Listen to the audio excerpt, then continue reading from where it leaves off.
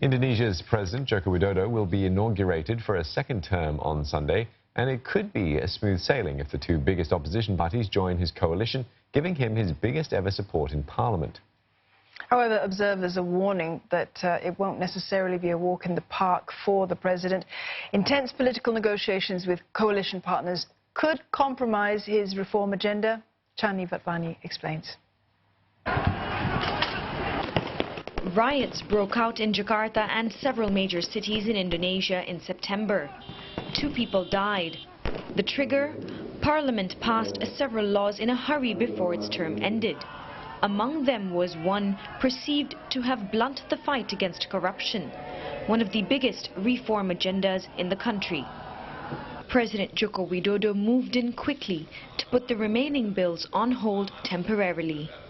The new parliament, sworn in October, promised to do better.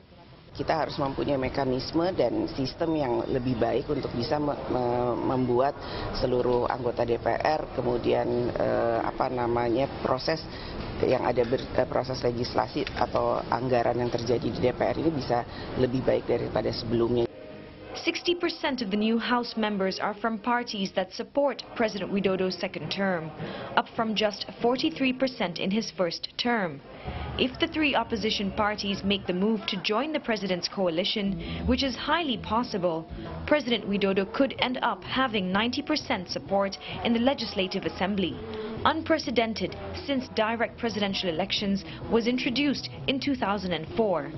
On paper, a solid legislative backing almost guarantees Mr. Widodo a smooth presidency. However, political observers warned he might be beholden to the political parties and eventually compromise his reform agenda. Saya menduga di periode ke depan sepertinya akan lebih sulit bagi pemerintah mengelola koalisi yang gemuk ini gitu ya. Dan yang kedua juga DPR sangat cair gitu ya. Justru dengan banyaknya koalisi itu justru akan menyulitkan posisi pemerintah sebenarnya untuk melakukan lobby-lobby politik. Karena setiap lobby politik tentu akan ada bergen politiknya gitu, dan itu tentu akan merepotkan sekali gitu. Whether there will be more checks than balance by the Indonesian lawmakers on President Widodo very much depends on the intensity of the political bargaining between the executive and the legislature. And it's precisely these political negotiations that the public rejects. Thus, street protests and riots that broke out in September. Betul, di setiap hal dia harus melakukan kompromi politik, dan itu memang tugas beliau sebagai presiden untuk melakukan yang terbaik berdasarkan Undang-Undang Dasar untuk kepentingan rakyat. Komunikasi, inklusivitas, terbuka dengan masyarakat soal apa sih yang hendak dikerjakan oleh pemerintah pada masa 2019-2024 ya.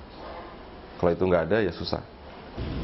There are already moves by major political parties to curb the powers of the president by doing away with direct presidential election. If they succeed, the upper house members will decide, like before 2004, who among them takes the highest office in the country. And that would be seen as a step back for democratic reform in Indonesia. As President Joko Widodo embarks on his second and last term in office, he is fully aware that much rests on his shoulders to change the politics of business as usual in Indonesia. As an outsider who rose to the highest office in the country, he has proven that politics is an art of possibilities.